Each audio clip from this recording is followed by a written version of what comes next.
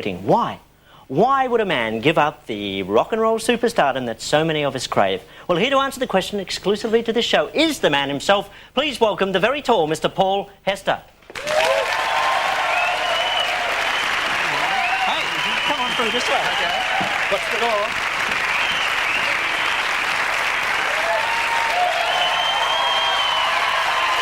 People, yeah. Enjoy it while you've got it.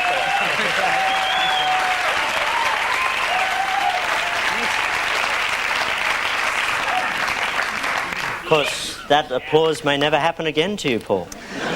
This is true, and that's the risk that I want to take. The risk you have taken. Now, 3 hours before a gig, that's pretty drastic stuff, Paul. Yeah, I was sick. I wasn't well that day, and I had a bit of a flu. Mm-hmm. I'd been to the doctors, and I'd had a vitamin B shot in the bum. Mm-hmm. Yeah, in the bum. Yes, it is a part of the anatomy, the bum, yes.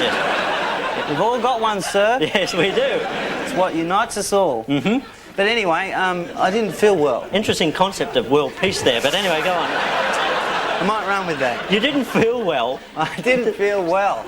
So I left rather quickly that day. I said, you know, I had a bit of a chat. Nick had gone somewhere, and I found Neil and Mark Hart, and I dragged them into this room, and it was very emotional and a big outpouring, a few tears, and it was like America's Cup sort of thing, but in reverse. And it was great. So I started to ring up. I rang up a friend and asked him if I could stay at his house in Los Angeles, and then booked a room at the Ramada at the airport. And I was sort of doing all this stuff, and we went on stage in about 10 minutes after that. So we didn't tell the crew, and we just did this gig that went for about 3 hours or so, 2.5 hours. Next week it'll be about 4 hours, and then next week it'll be 6 hours. And as I get older, that gig will get longer. Yes. This story will get bigger. Tell your grandchildren, the 2-week-long gig. Yes. Yeah, but anyway, so I just, you know, sort of left. And after the gig, it was rather... I took the tape and went. And here I am. Paul, I have to get a bit Willisy here now. I'm going to get really tough with you. Why? Why quit? Well, why not? You know, I don't know. No. Cop-out answer, why? I just, you know, I've got a lot of things I want to do.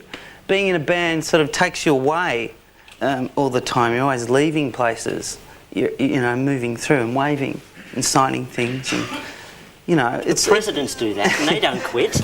No, but they do it for 6 or 7 months, and then that's it. You know, I mean, you know, when you're in that sort of perpetual motion, it's a bit of an illusion that you actually go to all these places and see all these things, because you don't actually get very much time to connect, and it's all one-way traffic. Everyone just tells you how great you are all the time, and you don't get to sort of get off that and sort of, you know, have something happen that's sort of real.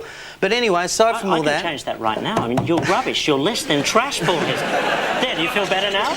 Yeah. Oh, that's good. Yeah. Oh, but anyway, I just wanted to come home. You know, I got a great home. I love it where I am, and I just wanted to be there. And I'm going to have to be a father like you in a few months. I hope you're not going to be a father like me, Paul. Well, just stand up for a minute. Just... God, you're 6'6" as well. Yeah. Well, you know, being in a band, I mean, those of us who haven't been in one, which is most of us, don't understand what that relationship is like. Yeah. Can you explain it? I don't know what anyone else's bands are like, but, you know, ours is pretty much like psychotherapy, you know, with getting paid to do it all the time. It was weird. I mean, it was a beautiful thing. I like those, you know, times that we had, and they're great memories and stuff, but, you know, you actually get kind of married, and it's unusual. And for a split second, everyone gets what they want. What was the split second? Well, you know, when things go your way and the band's on a roll, and it just seems like everyone's getting what they want. And then after some time that changes, and, you know, you struggle to get things sort of right all the time, or how they were, or how they could be. Or what does struggle mean?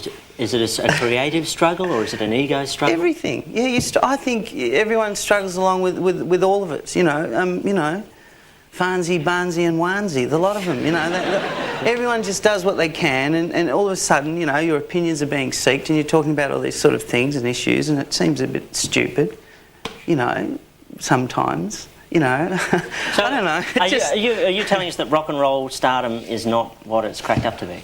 I think everyone knows that pretty much. No, you know. no, we don't know Yes, that. you We do. think you have the best life. You're on the road. But you do for quite a lot of it. You're groupies. You're out of Yes. control. You know. But I gave up rock and roll so I could take up sex and drugs and rock and roll. Does that make sense? It does in a tragic kind of way.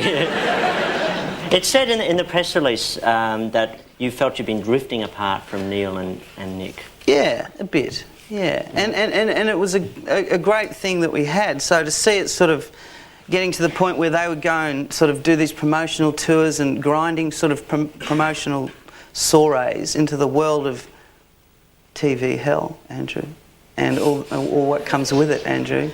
And as you only know too well. What do you mean, Paul? all that stuff out there. Ah, where did they come from? Ah!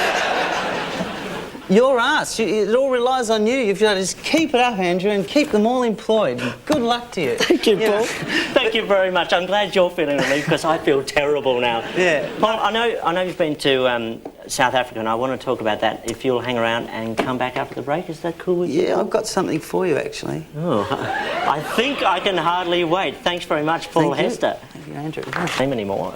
What was it like there? It was a beautiful place. We ended up getting to go out to Soweto at the end of it all when we made a few friends, and got to hang out with a few people. Went to some parties. I got drunk there actually and got lost, and I was the only white guy amongst 4 million people. Wow. So yeah. you know, it's a good thing you're well built. You know. I just danced a lot. I just kept dancing and grooving.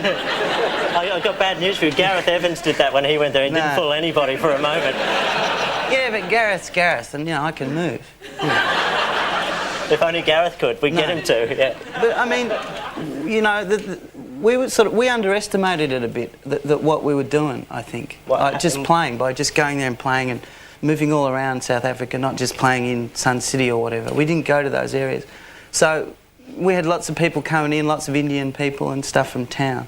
But it was difficult to get township people into the city. Why was that? Because of the way they've structured it. A lot of people get shot at night, travelling in and out of town at night, in the taxis. So nobody really wants to go out at night once they get home. That's it. I can understand that, yep.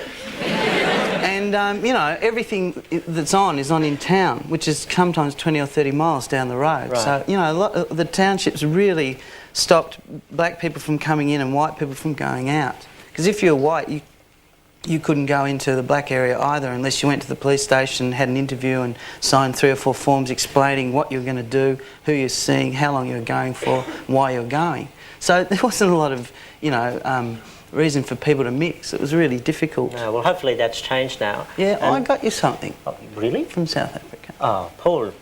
Wow, what's this? It's a little Mandela badge that he got when he got out, which was on the 11th of February 1990.